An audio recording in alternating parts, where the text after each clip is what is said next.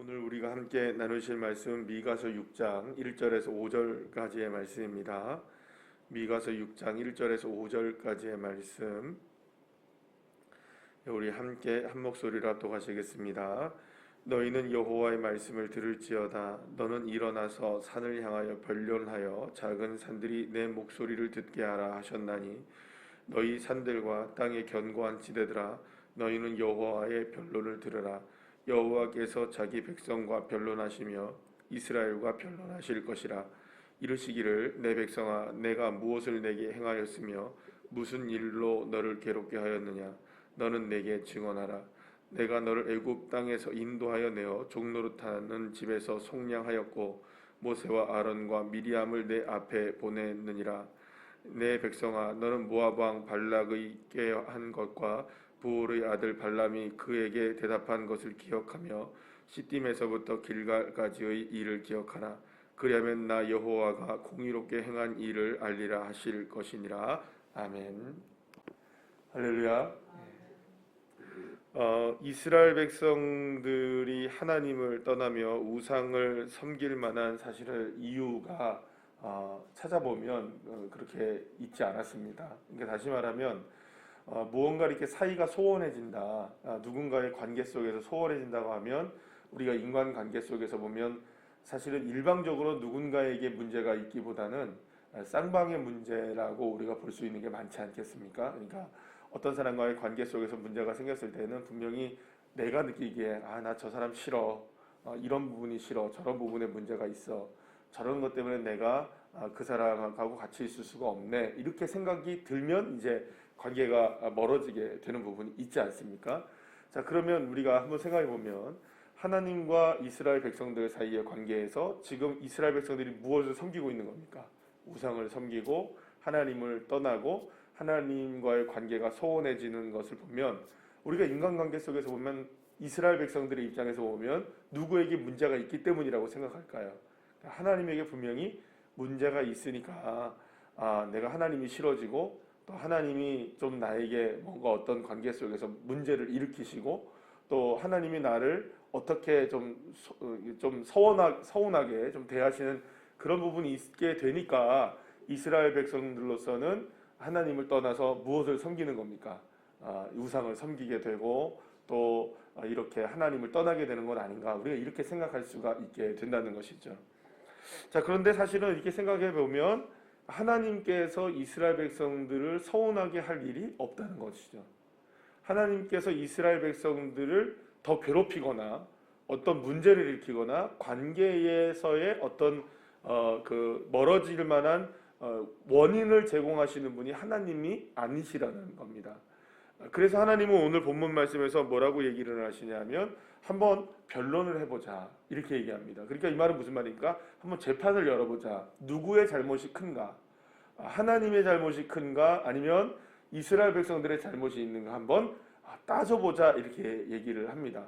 우리도 이제 법정에서 이렇게 다툼을 하지 않습니까? 어떤 부분에 있어서, 이런 부분에 있어서 문제가 있으면 법정에서 막 치열하게 공방을 합니다. 변론을 합니다. 그래서 이쪽에서 막 얘기를 하고 또 저쪽에서 막 얘기를 하면 판사가 이렇게 딱 들어보면 이쪽 얘기가 맞습니다, 혹은 저쪽 얘기가 맞습니다, 혹은 둘 다 맞습니다, 혹은 뭐 이거는 둘 다 잘못했습니다, 뭐 이렇게 얘기를 하지 않습니까? 그래서 하나님께서는 이스라엘 백성들을 모으시고 또 이렇게 우리가 한번 하나님과 한번 변론을 해보자, 이렇게 얘기를 하시는 겁니다. 사실 여러분 우리가 생각해 보면 문제는 이스라엘 백성들에게 있었다는 것을 우리가 분명히 알고 있습니다. 왜냐하면 이스라엘 백성들이 일방적으로 누구를 떠나고 있는 겁니까? 사실은 하나님을 떠나고 있는 것이었거든요. 그래서 우상을 섬기고 하나님을 예배하지 않고, 그러면서도 결국 자기 자신 스스로들은 하나님을 예배하면서도 하나님을 예배하지 않으면서도 자기 자신 스스로들은 하나님을 예배한다고 말하면서 또 우상을 섬기게 되는 그런 모습이 사실은 이스라엘 백성들의 모습이었거든요. 그러니까 이겁니다. 나는 여러분들 그렇게 이제 뭐 예를 들어서 한번 생각을 해보면 뭐 어떤 요즘에는 어떤 가정에서 바람을 폈다, 이렇게 한번 생각을 해보시죠. 근데 바람을 피면서 어떤 남편이 바람을 폈다, 이렇게 생각해 보면 바람 피면서도 나 바람 펴 하고 핍니까? 그러지 않잖아요. 그러니까 숨긴단 말이에요. 그러면서도 어떻게 합니까? 우리가 드라마 같은 데서 많이 보면 더 막 그 아내한테 잘하고 가족한테 잘하는 경우들도 보지 않습니까? 그러면서도 또 뒷공무니로는 뭘 하고 있는 겁니까? 바람을 핀다. 그러면 여러분, 그게 진짜 가정을 위해서 사랑을 하고 살아가는 걸까요? 그렇지 않은 거라는 것이죠. 그러니까 마음은 딴 데 있는 겁니다. 또 몸과 마음이 서로가 달리 있으면은 사실 그것이 이제 이중적인 삶이 될 수밖에 없는 것이죠. 그러니까 말과 행동이 따르게 되는 것이 바로 이 이스라엘의 문제였다고 볼 수가 있는 것입니다. 여러분, 에덴 동산에서의 아담과 하와를 여러분 한번 생각해 보세요. 에덴 동산에서 아담과 하와가 부족함이 있었나요, 없었나요? 부족함이 없었습니다. 모든 것을 다 다스릴 수 있었던 것이었죠. 그런데 이 아담과 하와가 왜 선악과를 먹게 되었나요? 선악과 하나를 먹지 말라 그랬단 말이에요. 그러니까 자기 자신 스스로가 생각할 때는 어떤 생각을 할 수 있었을까요? 아니, 모든 것을 다 가져도 저걸 못 가지면 모든 것일까요? 아닐까요? 모든 것이 아닌 거예요. 그러니까 저 하나를 내가 갖지 못하는 것으로 인하여서 모든 것이 이루어지지 못한다고 생각했을 때 결국에는 그 하나를 통하여서 모든 것을 다 잃어버리는 일이 바로 이 선악과를 먹는 문제에 드러나게 됐던 것이죠. 하나님이 그들에게 부족함이 없게 하신 게 아닙니다. 뭔가 이렇게 부족하게 줘서 어느 것에 문제가 있게 해서 선악과를 먹은 게 아닙니다. 풍족하고 많고 부족함이 없었음에도 불구하고 모든 것을 다 누릴 수 있었음에도 불구하고 딱 하나, 그 하나에 대한 불순종이 결국엔 모든 것을 다 무너뜨리게 되는 일을 만나게 됐던 것이었거든요. 이스라엘 백성들과 하나님께서 변론하자는 것은 바로 그것입니다. 뭘 도대체 하나님이 부족하게 했느냐? 내가 이스라엘 백성들을 향해서 무엇을 안 하였느냐? 하나님께서 그것을 변론해보자라는 것이었습니다. 그래서 하나님께 어떤 문제가 있는지 혹은 이스라엘 백성들에게 어떤 문제가 있는지를 하나하나 따져보자고 말씀하고 있는 것입니다. 자, 그런데 우리가 오늘 본문에서 이렇게 보게 되면 오늘 본문에서도 3절 말씀에 보시면 이렇게 말씀합니다. 이르시기를 내 백성아 내가 무엇을 내게 행하였으며 무슨 일로 너를 괴롭게 하였느냐 너는 내게 증언하라 이렇게 얘기했습니다. 여러분, 하나님이 이스라엘 백성들을 괴롭게 한 것이 무엇일까요? 하나님께서 이스라엘 백성들에게 무슨 일로 행하셨을까요? 그래서 하나님은 하나하나를 따져봅니다. 이스라엘 백성들을 애굽에서 인도하셨던 그 모습들, 40년 동안 광야에서 이스라엘 백성들을 순간순간마다 이끌어 가셨던 그 모습들, 그것을 하나하나 주님께서 말씀하시고 계시는 것을 보게 됩니다. 그러고 보면 하나님은 언제나 변함없이 변찮는 사랑으로 이스라엘 백성들에게 은혜를 베풀고 계셨던 것입니다. 그러나 그 모습들을 온전히 믿지 못했던 것은 누구의 몫인가요? 이스라엘 백성들의 몫이었던 겁니다. 하나님이 변해서 문제가 된 것이 아니고 하나님은 언제나 이스라엘 백성들을 향해서 끊임없이 사랑하고 계셨고 끊임없이 은혜를 베풀고 계시고 끊임없이 인도하고 계셨음에도 불구하고 이스라엘 백성들이 인도하시는 그 하나님의 놀라운 은혜를 온전히 바라보지 못하고 그리고 그 사랑을 잃어버린 것은 누구의 문제였던 것인가요? 이스라엘 백성들의 문제였다는 것입니다. 자, 그러면 이것이 이스라엘 백성들의 문제라면 우리의 모습도 한번 우리가 생각해 봐야 될 필요가 있지 않겠습니까? 사랑하는 여러분, 하나님은 저와 여러분에게 언제나 변함없으심을 믿으시길 바랍니다.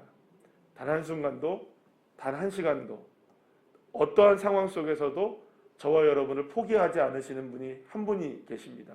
그분이 나의 아버지 하나님이십니다. 모든 것들이 다 우리를 등 돌리고 모든 사람들이 우리를 배반한다 할지라도 아버지 하나님만은 저와 여러분을 향해서 사랑의 끈을 놓지 않으시는 줄로 믿으시길 바랍니다. 하나님은 변하신 적이 없으십니다. 단 한순간도. 저와 여러분을 사랑하시기로 작정하신 창세로부터 지금까지 그리고 영원까지 저와 여러분을 사랑하시는 분이 하나님이십니다. 그러니 여러분, 예수님을 우리에게 보내주셨죠. 독생하신 예수님을 우리에게 보내주신 이유가 바로 저와 여러분을 사랑하시기 때문이 아니겠습니까? 내일이 우리가 성탄절인데요. 예수님께서 그렇게 이 땅 가운데 낮고 천한 가운데 오신 이유가 무엇입니까?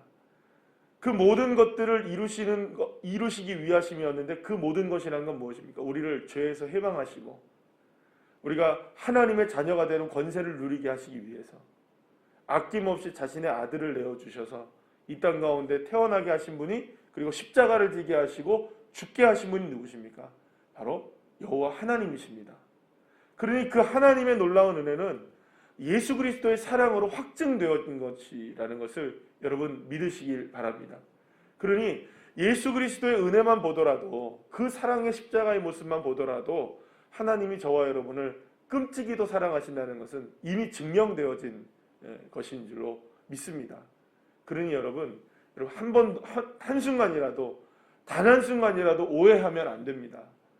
우리가 하나님의 사랑을 오해하시면 안 되는 것입니다. 하나님의 사랑은 그 무엇으로도 끊을 수 없는 줄로 믿으시길 바랍니다. 그래서 로마서 8장에서 분명히 얘기하시죠.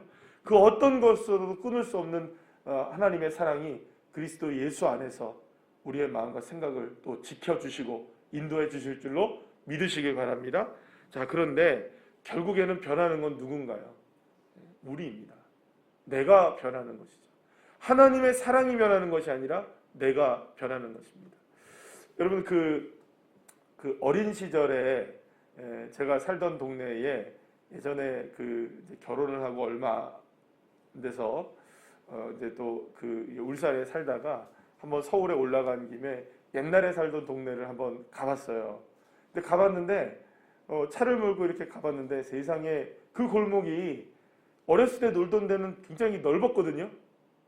굉장히 넓었는데 아니 그 골목을 그러니까 차 하나밖에 못 들어가는 골목이더라고요.